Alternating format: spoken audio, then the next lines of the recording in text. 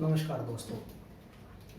आज का जो हमारा साइकोलॉजी का टॉपिक रहेगा चाइल्ड एंड डेवलपमेंट के लिए, जो हम टॉपिक पढ़ने जा रहे हैं वो है अधिगम के सिद्धांत। और अधिगम के सिद्धांत में सबसे पहले हम थॉर्नडाइक और पावलोव का सिद्धांत कर चुके हैं।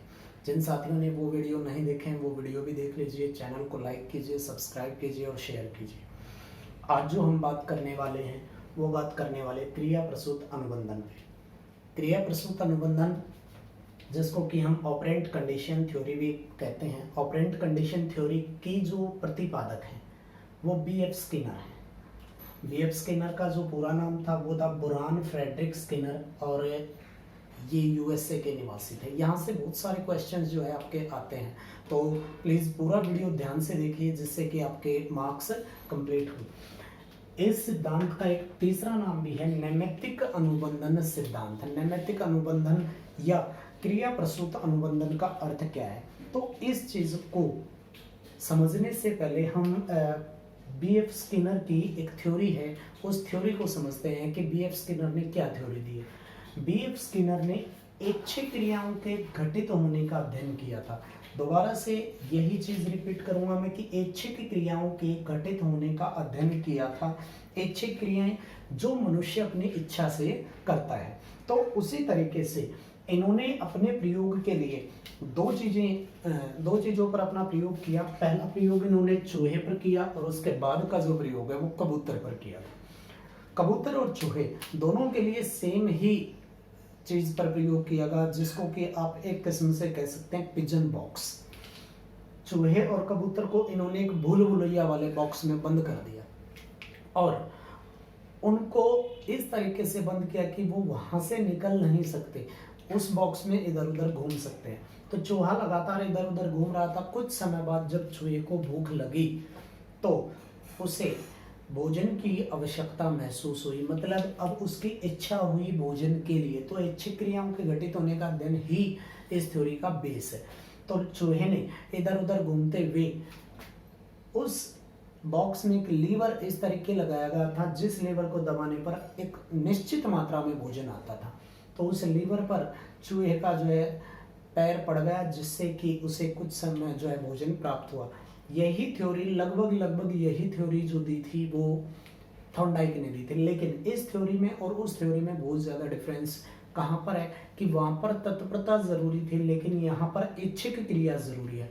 वहां पर रेडीनेस के कारण से कोई भी काम हो रहा था, लेकिन यहाँ पर जो काम हो रहा है वो ऐच्छिक क्रिया। यहाँ पर काम करने वाला खुद वो कार्य करना चाहता है।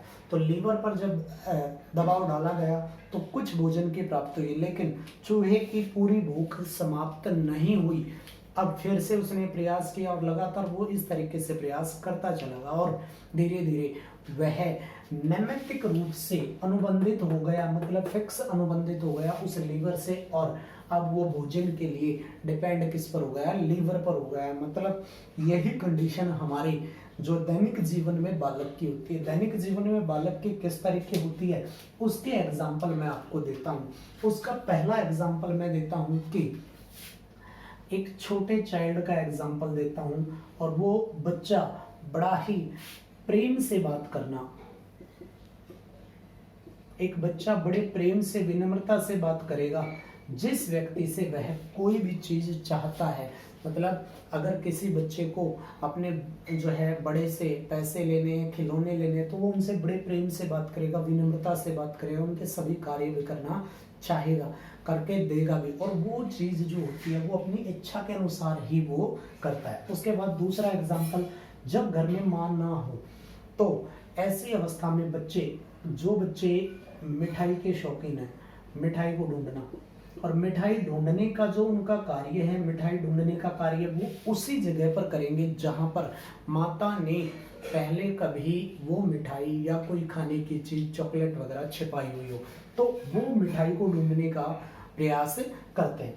उसके बाद तीसरा और अहम एग्जाम्पल, हम लोग जो मोबाइल, कंप्यूटर या कोई भी व्हीकल जो हम लोग चलाना सीखते हैं, वो सारी के सारी चीजें इसके बेस्ट एग्जाम्पल है, क्योंकि ये सब हमारी ऐच्छिक क्रियाओं पर निर्भर करता है। यदि हमारे इच्छा नहीं है तो हम इसमें से कोई भी चीज चलाना नहीं सीख सकते।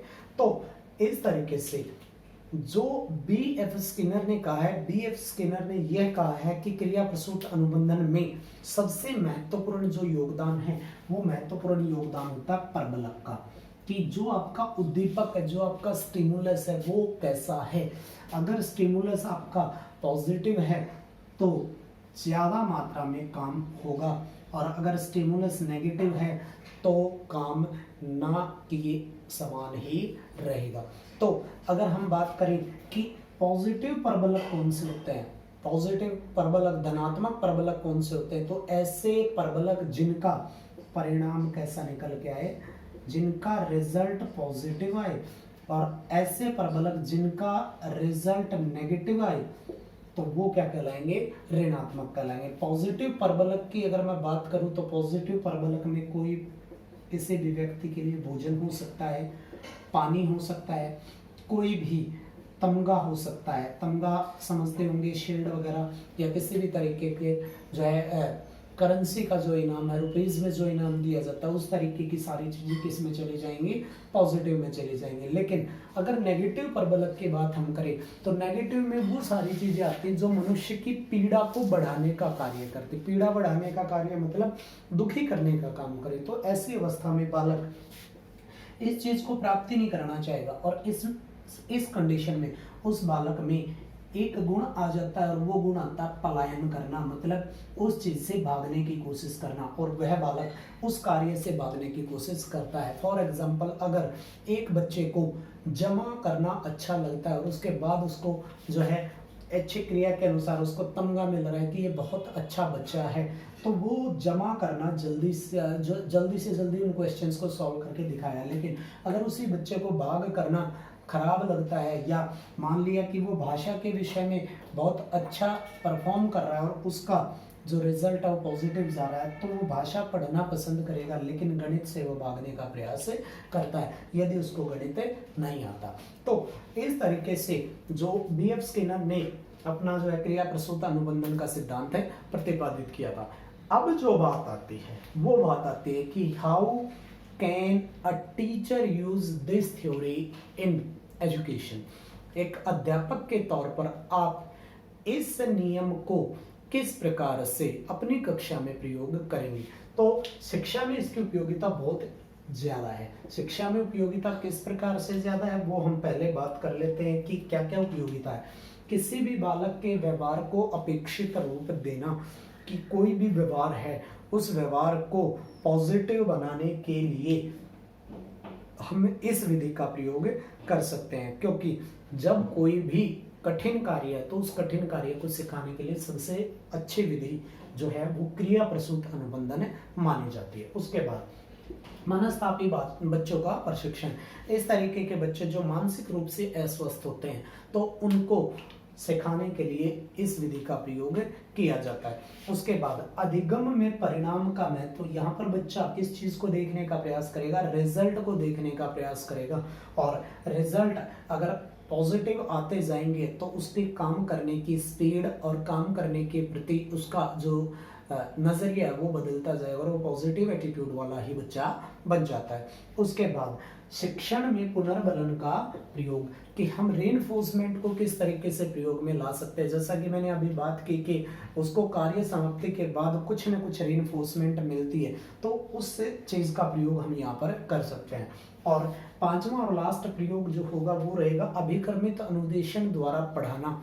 हम यहाँ पर बच्चे को प्रोग्राम लर्निंग के माध्यम से हम जो है स्टडी करा सकते हैं। प्रोग्राम लर्निंग में हम क्या करेंगे कि छोटे छोटे जो पदों में किसी भी पार्ट को बांट लेंगे, किसी भी लेसन को छोटे छोटे जो है पदों में बांट लेंगे और उन छोटे पदों के हिसाब से पढ़ाएंगे कि एक स्टेप क्लियर हो गया, अब दूसरे स्टेप पे, फिर तीसरे स्टेप पे, फिर चौथे स्टेप पे, और हर स्टेप के बाद उस बालक को कुछ न कुछ पुनर्बलन मिलता रहे, जिससे कि वो परिणाम जानने के बाद उस चीज के प्रति ऐच्छिक क्रिया करना शुरू कर दे और उसका अधिगम क्या हो जाए, पॉजिटिव हो जाए। तो दोस्तों ये था हमारा क्रिया प्रसूत अनुबंधन या नैमित्तिक अनुबंधन, जिसका प्रतिपादन किया था बुरान फ्रेडरिक स्किनर ने, जो यूएसए के निवासी थे।